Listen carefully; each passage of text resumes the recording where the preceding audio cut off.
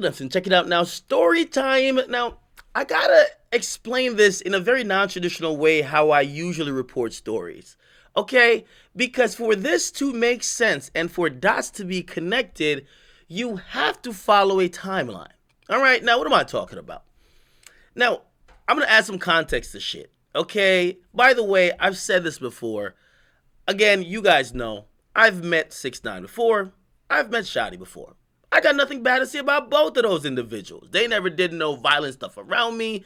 They never asked me to do violent stuff with them. Never.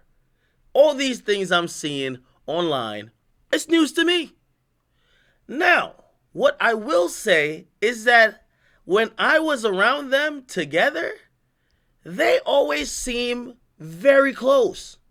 They seem very tight. They seem to trust each other more than anybody anywhere. So it's shocking for me to then pretty much see reports that, oh, yo, 6ix9ine fires them because allegedly they were stealing money.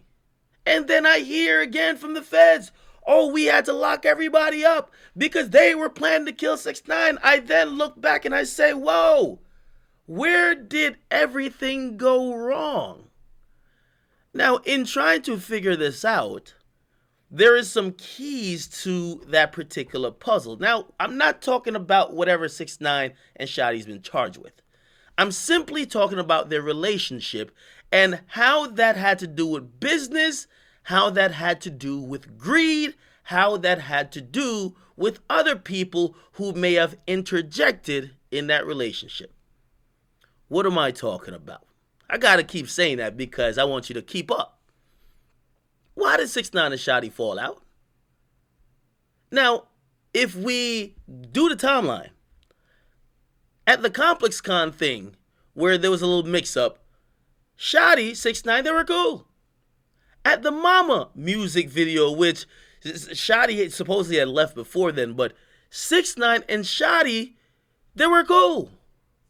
But 6ix9ine gets back to New York, and all of a sudden, everybody's fired, niggas is stealing from me.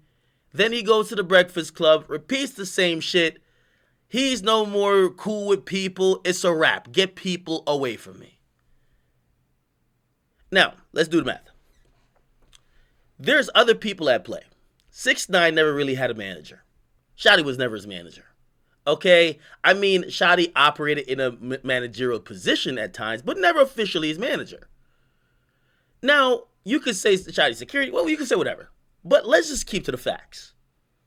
6ix9ine, a guy who doesn't know business that much, he is missing shows because of a bunch of reasons. Sometimes the show is getting boycotted. Sometimes it just gets canceled because of the venue gets scared. I mean, sometimes he got court. And to be honest, sometimes it looked like he just missed this show because he fucked up. Now, he was missing shows left and right. He missed the show of this one guy who was a Mexican promoter. And it's all in well because how shit goes through is you book 6ix9ine through a booking agency. He was working with this booking agency called MTA Booking. So he missed this one guy's show, and if you don't know, like, when you miss a show, there's a lot of headaches. Like, people got to refund money if they spent a lot of money on security for the night. Sometimes you don't get that money back. And depending on how much money a promoter lost, and depending on the reason why you canceled or didn't come or whatever, they might want to sue you. So 6ix9ine is in LA. 6ix9ine meets up with one of these promoters. The promoter says to him, yo, let me holler at you. Bro, why you not doing my shows? I'm really connected. I'm connected to some powerful people. 6ix9ine basically explains some of the reasons, but one of the reasons he says, man, the money fucked up. I'm a big artist out here, man. The money fucked up. What you mean I should be doing certain shows or even do your show when y'all not paying me like I should be paid? I should be seeing 6 figures. I'm seeing mid 5 figures. What's up? Now, this is where greed, this is where people wanting to cut out the middleman now fuck shit up. You know, essentially, and by the way, this is a theory. This is a theory, but it's supported by some of these facts. And by the way, the audio I'm about to play, this was the promoter allegedly after being frustrated with 6ix9ine missing the show, calling the booking agents and threatening the booking agent like, yo, this motherfucker needs to show up to my show because I'm about to lose a lot of money. This is the same booking agent I'm saying meets him in LA, talks to him. Yo, 6ix9ine, bro, what's up? Why are you missing the shows? Oh, you're not getting paid enough? And this is where the fuck up happens. The booking agent says to 6ix9ine, I got $3.6 million for 15 shows. I could get you paid that amount. Do the math on that. You're getting paid almost $250,000 per show. 6ix9ine, who then is fucking floored by this, what he might think is an offer, but it was a verbal conversation. Okay? He looks at the booking agency and says, what the fuck? I don't get paid that now. He then starts to think the people who are the middleman between him and every promoter been robbing him. So it goes on to be this. You believe the booking agency is robbing you? You believe Shotti, who sometimes operates in a managerial capacity, is robbing you? And you now say, I need to get everything, I need to fire everybody, clear everything out, that I could start doing business directly with people to collect the most amount of money. Go look at 6ix9ine's post where he says everybody's fired. He tags one person. Who do you think he tagged? The promoter directly, because he talked to that promoter. Now, this is the same guy that maybe 6ix9ine never heard the audio, but was threatening him and talking about his family and addresses, this, that, and third, and know where you live, and I get your mama deported. That's the person. It's a little weird now because that person's hanging around 6ix9ine's family. It's a little weird, a little odd to me. It's a little odd. Now, again, I might not be privy to, maybe they made amends, maybe they talked about it, maybe all that's rectified. But in realizing why the relationship between Shotti and 6ix9ine deteriorated on a business level, it is primarily because a third party gets in the ear of a guy who doesn't have much management, tells him, you should be making more money and I could give you more money. That guy then feels, shit, the fact that I haven't been making that much money compared to what you're talking about means I must have been getting robbed. Now, don't take what I'm saying as me saying, yo, I am certain Shotti never took anything, or I'm certain the booking agency never robbed him. I don't know. I'm just playing out these theories. And that's why I'm glad it's this type of topic where we're not just like fucking talking about crimes. We're just talking about business and the relationship between the two. So with all of that, I look at it. I look at how this guy kind of intervened. Now, this guy is, he's positioned himself even with the family.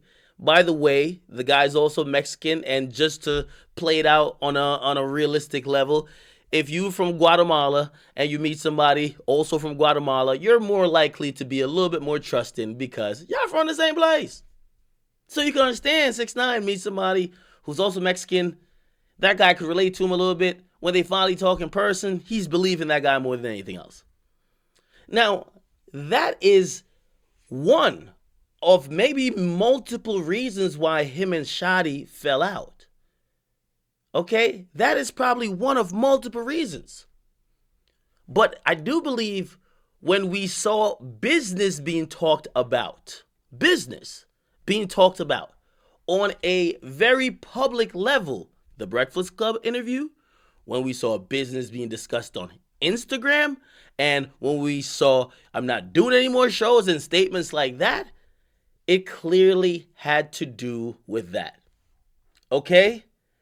Now, this is also a little bit, it's a little bit worrisome and weird if 6ix9ine never knew about this. And I'm pretty sure he has been privy to this. Now, I've spoken to the booking agency because, I was really shocked by just how shit turned out. I really wanted to know what happened between those two men. And when I mean that, on a possible business level, that could have their friendship turn so sour. But what we get to realize is that money is the thing that deteriorates so many things in life. Hello? Right now, but I'm literally about to leave out like right this second.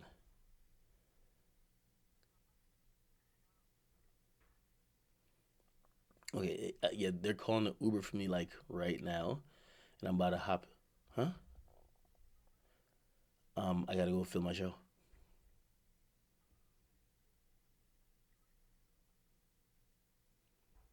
Um, I'll try to do something of the sort. If yeah, I'll try to do that. Okay. All right.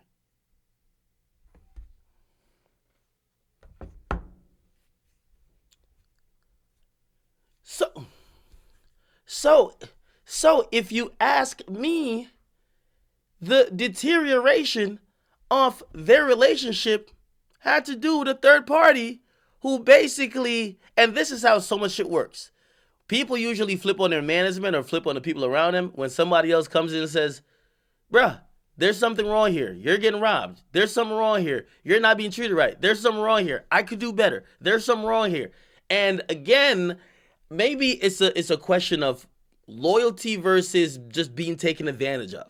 Because if you're being taken advantage of, you should know. But also, sometimes people feel like, hey, listen, well, why are you getting paid this for not this?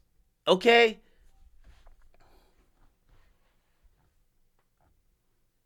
Okay?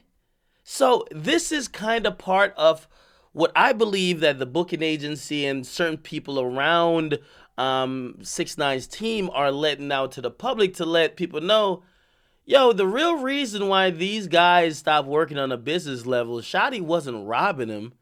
Someone else got in his ear and gave him bad information, and he thought it was factual, and he went on a tirade. And of course, seeing how he got locked up, like, you don't get to amend that.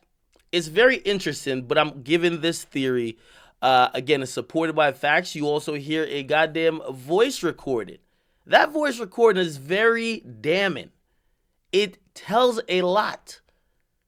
It tells a lot, especially when you consider that this person now is around his current family. All right? If someone was willing to get your mama and deported and try to harm you over you not doing a show, I don't know how they could go and be BFFs with your people given now that you're incarcerated. I don't know. You guys be the judge. Get in the comment box. Make sure you guys like and subscribe. I try to contextualize a little different type of a story. If you guys do enjoy this kind of breakdown, again, I can't do this for everything because I don't have insight on everything. And like when it comes to like criminal charges or like the crime allegations, a lot of those things I don't know how it went down there. But when it comes to the friendship between those two men deteriorating, I've kind of spent and invested a bunch of time and energy trying to figure out what happened and why it happened. So if I could give you that insight, hopefully I would. By the way, I just want to be very fair. I have no issue with none of those two men. They were both great to me. And honestly, I thought they were a great duo. I thought it could have been, again, not comparing it to the level that they were at, but it was kind of like Suge Knight and fucking Tupac. It's kind of like Diddy and Biggie, an executive type of person who's also a personality and also a artist who is rocking hand in hand heavy with the executive. Okay, it was an East Coast type of version to all of that, but who knows what it would have been. Maybe it would have just panned out and failed. However, a year into his career, you see where we are now. Okay, if you guys are interested in more breakdowns like these, I hope you guys hit the subscribe button, and please let me know in the comment section. You guys get to run the channel. It's not up to me. Again, I've been trying to experiment with a lot of different type of content rather than just reporting dry facts and then you just take it and don't know what to do with it, but kind of contextualizing and telling more of a story that you guys could enjoy and understand. That's the key. Understand more of what we're seeing. Get a comment box, you guys like and subscribe to Akademiks.